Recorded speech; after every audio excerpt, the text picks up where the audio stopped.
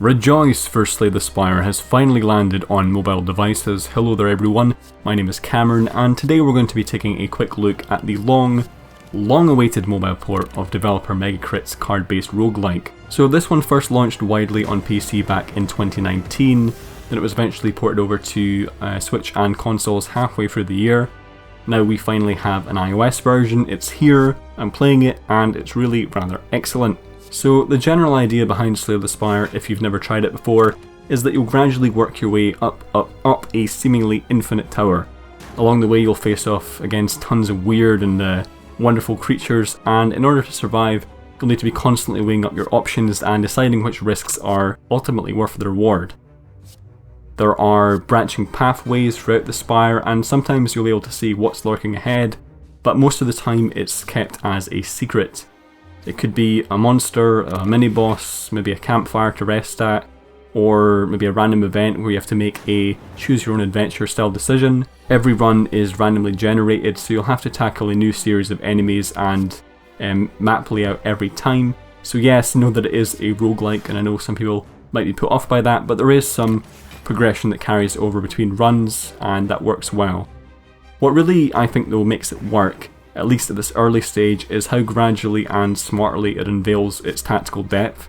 It has the extensive deck of a hardcore TCG, but here I never really feel overwhelmed. It's genuinely ideal for people like me who'd rather not spend an hour reading through rules and card descriptions before the action actually kicks off. Here there's just so much joy to be had in even the most simple of combos and tactics. I feel like I'm constantly improving and learning to better understand its systems with every run.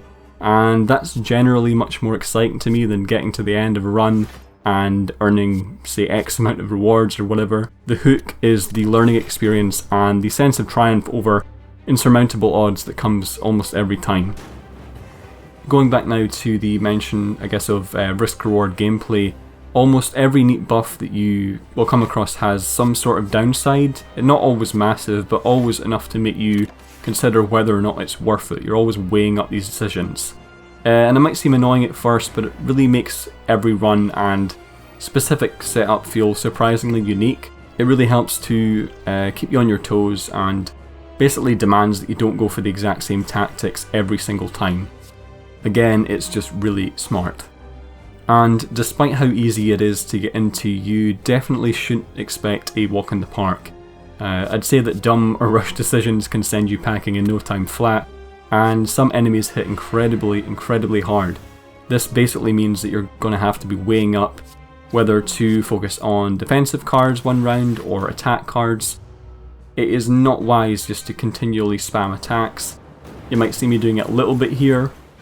I'm still fairly early on at this point, so forgive me for my sins. All that being said, there have been times where I've just felt super unlucky when it comes to the randomized dungeon layouts, but never really to the point where it feels like everything has been taken out of my hands. You can still come out victorious from even the worst of situations, and it's always super satisfying when you do. As far as the port goes, I haven't really had any issues with it so far. The interface is pretty easy to understand, and I haven't really found myself fumbling about too much with the touchscreen controls. But if you want some extra insight into how the port fares against the PC and Xbox versions, I'd advise checking out our full review over on pocketgamer.com, that is live now.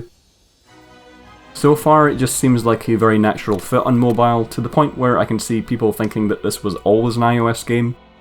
I couldn't recommend it more, and if you've never played it before, as I say, I think this could win over even the most card game averse players out there.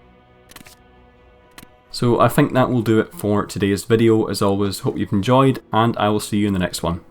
Goodbye!